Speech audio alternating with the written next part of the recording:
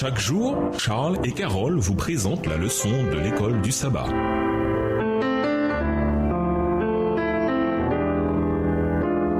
Bienvenue dans notre émission Dieu nous parle. Nous avons un son de mercredi. Élie, le problème de la précipitation. La confrontation au sommet du mont Carmel était terminée. 1 Roi, chapitre 18. Le feu était descendu du ciel. Tout le monde avait reconnu qui était le vrai Dieu. Et les faux prophètes avaient été mis à mort. Dieu avait été réhabilité. On aurait pu croire qu'Élie avait gagné en force spirituelle à mesure que la journée s'écoulait. Mais tout à coup, il entendit quelque chose qui le terrifia tant qu'il voulut mourir. Lisons la suite de l'histoire dans 1 Roi 19, les versets 1 à 9. Les derniers mots du passage sont inquiétants. Soudain, la parole du Seigneur lui parvint, qui lui disait « Que fais-tu ici, Élie ?» 1 Roi 19, le verset 9. Manifestement, la peur poussa Élie à s'enfuir et il se retrouva au mauvais endroit. 1 Roi 19, les versets 1 à 9. Akab rapporta à Jézabel tout ce qu'avait fait Élie et comment il avait tué par l'épée tous les prophètes. Jézabel envoya un messager à Élie pour lui dire « Que les dieux me traitent dans toute leur rigueur si demain à cette heure je ne fais de ta vie ce que tu as fait la vie de chacun d'eux. » Élie, voyant cela, se leva et s'en alla pour sauver sa vie. Il arriva à Béer-Shéba, qui appartient à Juda, et il y laissa son serviteur. Pour lui, il alla dans le désert où, après une journée de marche, il s'assit sur un genêt et demanda la mort, en disant « C'est assez. Maintenant, Éternel, prends mon âme, car je ne suis pas meilleur que mes pères. » Il se coucha et s'endormit sur un genêt. Et voici, un ange le toucha et lui dit « Lève-toi, mange. » Verset 6. Il regarda et il y avait à son chevet un gâteau cuit sur des pierres chauffées et une cruche d'eau. Il mangea et but, puis se recoucha. L'ange de l'Éternel vint une seconde fois, le toucha et dit « Lève-toi, mange, car le chemin est trop long pour toi. » Il se leva, mangea et but. Et avec la force que lui donna cette nourriture, il marcha 40 jours et 40 nuits jusqu'à la montagne de Dieu, à Horeb.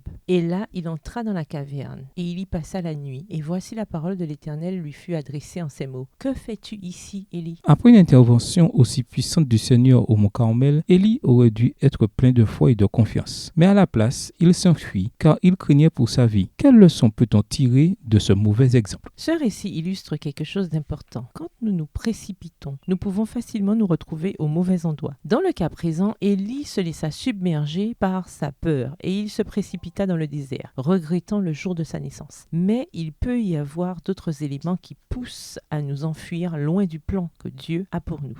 Lisons les versets suivants. Genèse 16, les versets 1 à 3, Nombre 20, les versets 10 à 12, Juge 14, les versets 1 à 3, Matthieu 20, les versets 20 et 21, Luc 9, les versets 52 à 56 et Acte 9, verset 1. Pour quelles raisons les personnages décrits ici sont-ils sortis de la volonté de Dieu? Genèse 16, les versets 1 à 3, Sarai, femme d'Abram, ne lui avait point donné d'enfant. Elle avait une servante égyptienne nommée Agar. Et Sarai dit à Abram, « Voici, l'Éternel m'a rendu stérile. Viens, je te prie, vers ma servante. Peut-être aurai-je par elle des enfants. » Abram écouta la voix de Sarai. Alors Sarai, femme d'Abram, prit Agar, l'Égyptienne, sa servante, et la donna pour femme à Abram, son mari, après qu'Abram eut habité 10 ans dans le pays de Canaan. Nombre 20, les versets 10 à 12, Moïse et Aaron convoquèrent l'assemblée en face du rocher. Et Moïse leur dit, « Écoutez donc, rebelles, est-ce de ce rocher que nous vous ferons sortir de l'eau? » Puis Moïse leva la main et frappa 2 fois le rocher avec sa verge. Il sortit de l'eau en abondance. L'assemblée but, et le bétail aussi. Alors l'Éternel dit à Moïse et à Aaron, « Parce que vous n'avez pas cru en moi pour me sanctifier aux yeux des enfants d'Israël, vous ne ferez point entrer cette assemblée dans le pays que je lui donne. » Juge 14, et versets 1 à 3, Samson descendit à Timna, et il y vit une femme parmi les filles des Philistins. Lorsqu'il fut remonté, il le déclara à son père et à sa mère et dit, « J'ai vu à Timna une femme parmi les filles des Philistins. Prenez-la maintenant pour ma femme. » Son père et sa mère lui dirent, « N'y a-t-il point de femme parmi les filles de tes frères et dans tout notre peuple que tu ailles prendre une femme chez les Philistins qui sont incirconcis? » Et Samson dit à son père, « Prends-la pour moi, car elle me plaît. » Matthieu 20, les versets 20 et 21. Alors la mère des fils de Zébédée s'approcha de Jésus avec ses fils et se prosterna pour lui faire une demande. Il lui dit, « Que veux-tu? Ordonne, lui dit-elle, que mes 2 fils que voici soient assis dans ton royaume, l'un à ta droite et l'autre à ta gauche. » Luc 9, les versets 52 à 56. Il envoya devant lui des messagers qui se mirent en route et entrèrent dans un bourg des Samaritains pour lui préparer un logement. Mais on ne le reçut pas parce qu'il qui se dirigeait sur Jérusalem. Les disciples Jacques et Jean, voyant cela, dirent « Seigneur, veux-tu que nous commandions que le feu descende du ciel et les consume ?» Jésus se tourna vers eux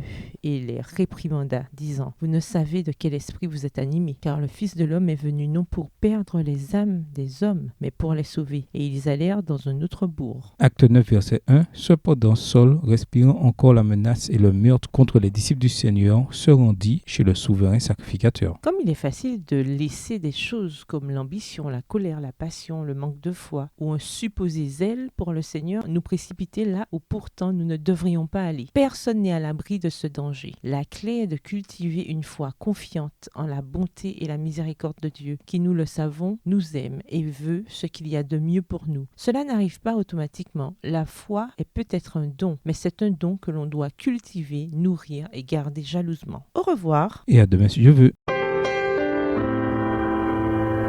Dieu nous parle. Chaque jour, Charles et Carole vous présentent la leçon de l'école du sabbat.